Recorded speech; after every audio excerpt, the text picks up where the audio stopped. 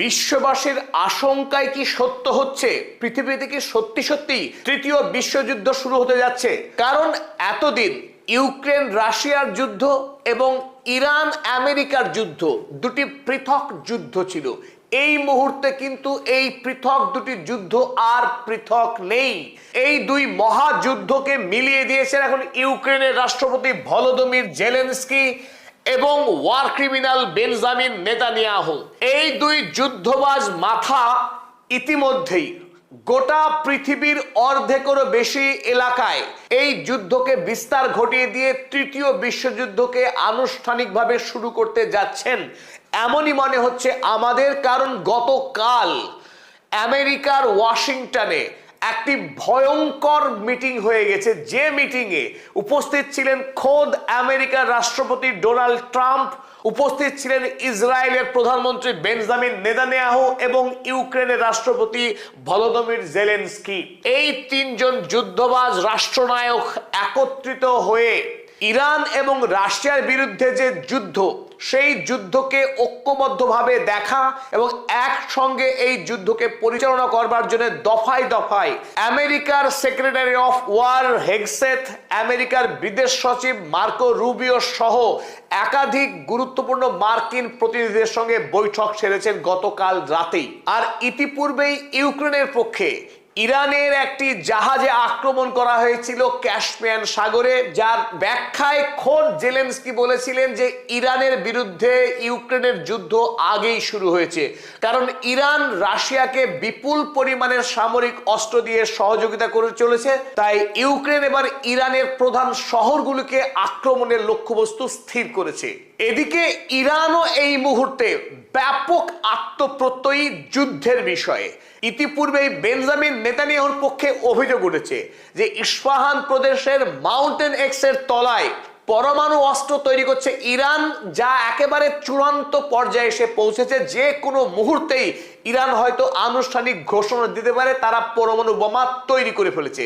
কারণ গতকাল এই ক্ষেত্রেও আর একটি নজিরবিহীন ঘটনা ঘটে গেছে। আমরা দেখলাম ইরান প্রথমবারের মতো সরাসরি আমেরিকার জর্ডনে অবস্থিত সামরিক ঘাঁটি মোয়াফাক সালতি এয়ারবেসে আক্রমণ করে দিয়েছিল, যে আক্রমণ প্রতিশোধের আক্রমণ ছিল না, যেটা ছিল সরাসরি প্রথম আক্রমণ ইরানের পক্ষে। এমনকি আজকেও মার্কিন আক্রমণের জবাবে যেভাবে ইরান আক্রমণ চালিয়েছে ওই মোয়াফাক সালতি এয়ারবেসে, যেখানে একসাথে আমেরিকার সবচাইতে দামি, সবচাইতে শক্তিশালী fighter jet F-35 fighter jet একসাথে তিনটে ধ্বংস হয়েছে, আরো তিনটে মারাত্মকভাবে ক্ষতিগ্রস্ত হয়েছে। তাই ইরান বর্তমানে যে শরীরী ভাষা নিয়ে লড়াই করছে এবং তার সঙ্গে রাশিয়ার যে সামরিক যে সহযোগিতা এমন একটা জায়গায় এসে পৌঁছেছে, তাতে স্পষ্ট বলা যায় যে রাশিয়া এবং ইরানের মধ্যে সামরিক দিক থেকে কোনো রকম ব্যবধান নেই। আড়ালে রয়েছে চীন। চীনও সমস্ত রকম প্রযুক্তিগত সহায়তা দিয়ে যাচ্ছে ইরানের এই IRGC সেনাবাহিনীকে।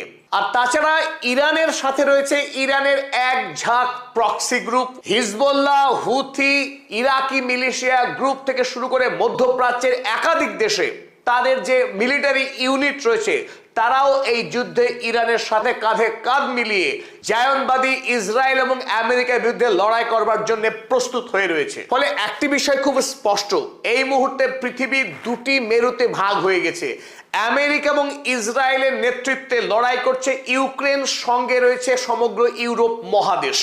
আর অপরদিকে রয়েছে রাশিয়া, ইরান, ইরানের সমস্ত প্রক্সি গ্রুপ এবং আড়াল থেকে অবশ্যই চীন।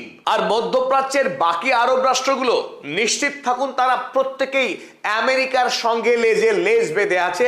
তারা ইরানের বিরুদ্ধে যুদ্ধ করবার সাহস নেই, এই কারণেই নীরব রয়েছে। কিন্তু তাদের যদি একদিন মনে হয় যে ইরান এই যুদ্ধে পরাস্ত হবে, তাহলে সরাসরি তারা সেনাবাহিনী পাঠিয়ে ইরানের বিরুদ্ধে যুদ্ধে নামবে। 1914 সালে যখন প্রথম বিশ্বযুদ্ধ শুরু হয়েছিল, পৃথিবী ঠিক এইভাবেই দুটি মেরুতে বিভক্ত হয়েছিল। একই ঘটনা পুনরাবৃত্তি হয়েছিল 1939 সালে যখন দ্বিতীয় বিশ্বযুদ্ধ শুরু হয়েছিল।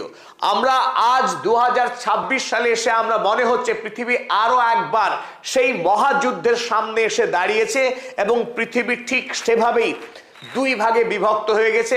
আর অবশ্যই বর্তমান সময়ে জায়নবাদ সবচাইতে ধ্বংসাত্মক ছায়া ফেলেছে এই পৃথিবীর উপরে। একমাত্র বেঞ্জামিন নেতানিয়াহু যদি এই তৃতীয় বিশ্বযুদ্ধ শুরু হয় বা পৃথিবীতে প্রাণহানি যে ব্যাপক হওয়ার সম্ভাবনা তৈরি হয়েছে, তার মূলে থাকবেন এই যুদ্ধ অপরাধী বেঞ্জামিন নেতানিয়াহু। এই বেঞ্জামিন নেতানিয়াহুই গোটা পৃথিবীতে যুদ্ধের যে ভয়াবহ পরিবেশ তার সৃষ্টি করছে। আজকের এই ভিডিওতে আমরা বোঝার চেষ্টা করব কিভাবে রাশিয়া ইউক্রেন যুদ্ধ এবং ইরানের বিরুদ্ধে আমেরিকা এবং ইসরায়েলের যে যুদ্ধ, এই দুই যুদ্ধ কিভাবে একটি যুদ্ধে পরিণত হচ্ছে এবং সেই যুদ্ধ কিভাবে বিশ্বযুদ্ধে রূপান্তর হতে পারে।